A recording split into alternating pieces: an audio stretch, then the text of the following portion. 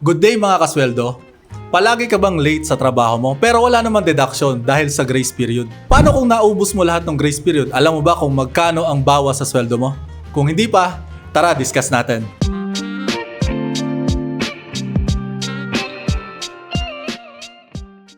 Kapag pumapasok tayo sa trabaho natin, maraming factors kung bakit tayo nalilate. O pwedeng late tayo gumising, traffic, or di kaya naman nagko-queue sa elevator, di ba? So yung mga minimal cause of tardiness ni employee ay kino-consider naman ng mga companies. Kaya nagbibigay sila ng tinatawag na grace period. So yung grace period ay binibigay sa employee para hindi sila mabawasan ng tardiness sa kanilang sahod. Okay? Pero may limit syempre yung grace period. Depende na lang yon sa company kung ilan yung ibibigay nilang grace period. Typically, yung mga companies nagbibigay ng 5 minutes, 10 minutes, 20 minutes, up to 30 minutes pa ngayon nakikita namin. Pero wala namang binigay na ruling si DOLE about sa grace period. Kaya be thankful tayo kay company na nagbibigay sila ng grace period. Pero paano kung naubos mo yung grace period na binigay ni company para sa'yo? Magkano ang tardiness na deduction sa payroll mo? Tara discuss natin sa Excel. Okay, so nandito tayo ngayon sa Excel file. Gumawa na ako ng simulation natin sa pag-compute ng grace period.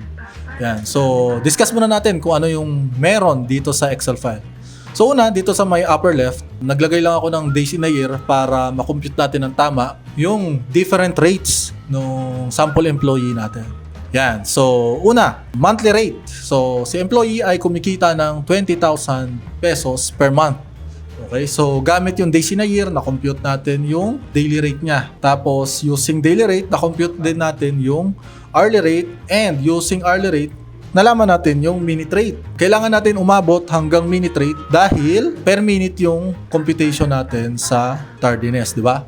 So, dito naman sa right side, yung naka-highlight ng yellow, ito yung sa-simulate natin, yung grace period na 10 minutes. Yan. Tapos, dito tayo sa kaliwagin sa lower left, andito naman yung simulation natin ng attendance. Okay? So, kung makikita natin, ang shift schedule ng sample natin is 9 a.m. to 6 p.m. Tapos, nag-in si employee ng 9:11 and nag-out siya ng 6 p.m. So, kukumpute natin yung tardiness niya together with the grace period policy. Okay? So, dito naman sa kanan, dito natin kukumputin yung sahod ni employee. Okay? So yun, start na tayo sa pag-simulate ng grace period. So, etong grace period na i-discuss ko ngayon ay yung typical na understanding ng mga employees sa pag-compute ng tardiness. So, bakit ko sinasabi yun? Kasi meron tayong catch mamaya. Okay? Dito sa attendance natin, makikita nyo, naka-ready na yung mga data. So, 9 to 6, yung shift schedule, pumasok ng 9:11 and nag-out ng 6 p.m. Tapos, meron tayong grace period na 10 minutes. Okay? So, based sa grace period na 10 minutes, yung 9 a.m. to 6 p.m. na shift schedule, walang tardiness deduction kapag na late siya between 9 a.m. and 9:10 a.m. Pag lumagpas siya sa 9:10 a.m., doon na siya mababawasan ng tardiness. Dito, sa sample natin, lumagpas si employee ng 9:10 a.m. Kaya meron siyang tardiness na marireceive. So, ilang minuto yung marireceive na tardiness ni employee. So, dito lalabas na 1 minute. Yan. So, meron siyang 1 minute na tardiness kasi na-consider na yung grace period. Okay? Now, pagdating sa payroll, magkano yung effect ng 1 minute kay employee na sumasahod ng 20,000 pesos per month? Okay? So, sa isang cut-off, basically, ang pag-compute ng tardiness natin ay kunin lang natin yung minutes, multiply natin sa minute rate. Yan. Pero syempre, since na babawas siya sa sahod, dapat natin siyang negative. So ayun nga, sa 1 minute na tardiness ni employee, nabawasan siya ng 1 peso and 59 centavos sa kanyang sweldo. So paano naman kapag si employee ay pumasok ng, let's say, 9:30? Yan, so 9:30. Ito natin. 9:30.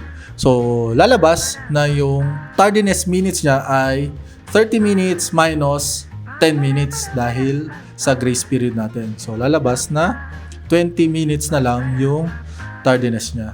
Yan. So, sa 20 minutes na tardiness ni employee, nabawasan yung sahod niya ng 31 pesos and 85 cents.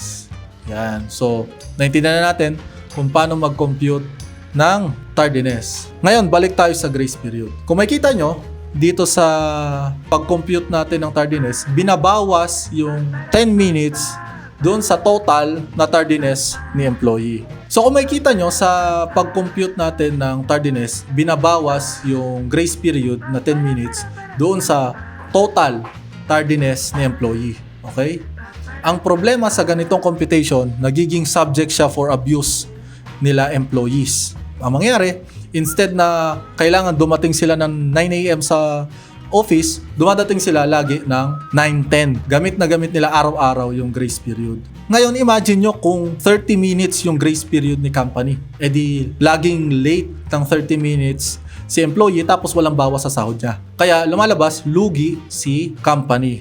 Kaya naman, nakaisip ng bagong computation sa tardiness sila HR pagdating sa grace period.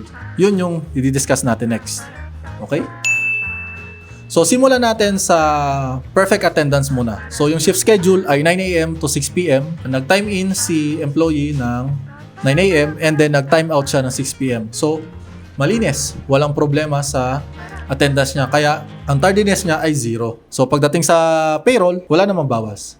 Ngayon, gawin natin 9:05. So, sa 9:05, pasok pa rin naman siya sa 10 minutes grace period. Kaya lalabas, tardiness ni employee ay 0 pa din. Wala pa rin problema sa tardiness niya. Kaya sa payroll, wala pa rin naman nagbago.